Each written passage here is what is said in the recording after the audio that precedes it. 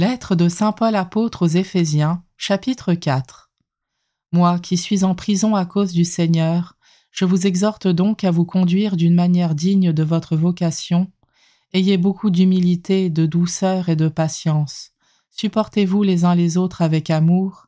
Ayez soin de garder l'unité dans l'esprit par le lien de la paix. Comme votre vocation vous a tous appelés à une seule espérance, de même il y a un seul corps et un seul esprit. Il y a un seul Seigneur, une seule foi, un seul baptême, un seul Dieu et Père de tous, au-dessus de tous, par tous et en tous. À chacun d'entre nous la grâce a été donnée selon la mesure du don fait par le Christ. C'est pourquoi l'Écriture dit « Il est monté sur la hauteur, il a capturé des captifs, il a fait des dons aux hommes. » Que veut dire « il est monté » ? Cela veut dire qu'il était d'abord descendu dans les régions inférieures de la terre. Et celui qui était descendu est le même qui est monté au-dessus de tous les cieux pour remplir l'univers. Et les dons qu'il a faits, ce sont les apôtres, et aussi les prophètes, les évangélisateurs, les pasteurs et ceux qui enseignent.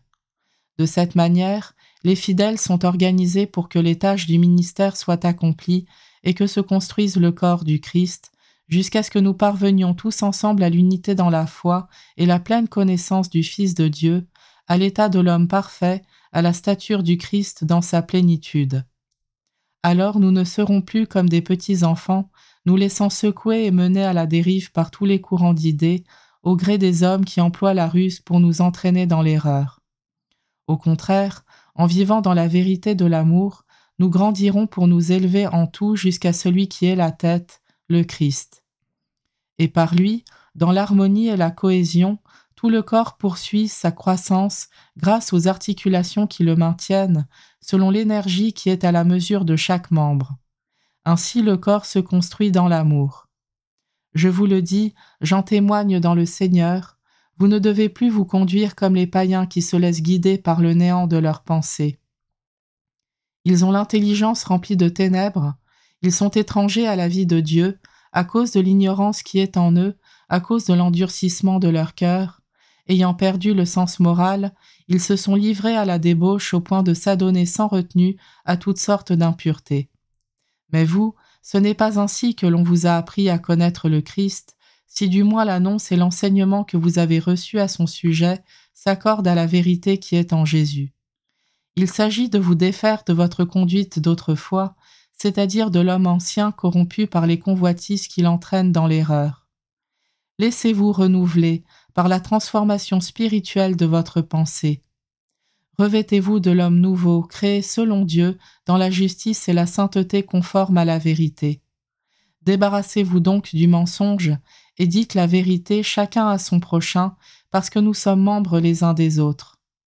Si vous êtes en colère, ne tombez pas dans le péché, que le soleil ne se couche pas sur votre colère. Ne donnez pas prise au diable.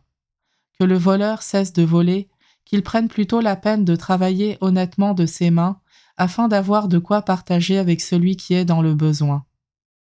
Aucune parole mauvaise ne doit sortir de votre bouche, mais s'il en est besoin, que ce soit une parole bonne et constructive, profitable à ceux qui vous écoutent. N'attristez pas le Saint-Esprit de Dieu qui vous a marqué de son sceau en vue du jour de votre délivrance. Amertume, irritation, colère, éclat de voix ou insulte, tout cela doit être éliminé de votre vie, ainsi que toute espèce de méchanceté. Soyez entre vous pleins de générosité et de tendresse. Pardonnez-vous les uns aux autres, comme Dieu vous a pardonné dans le Christ.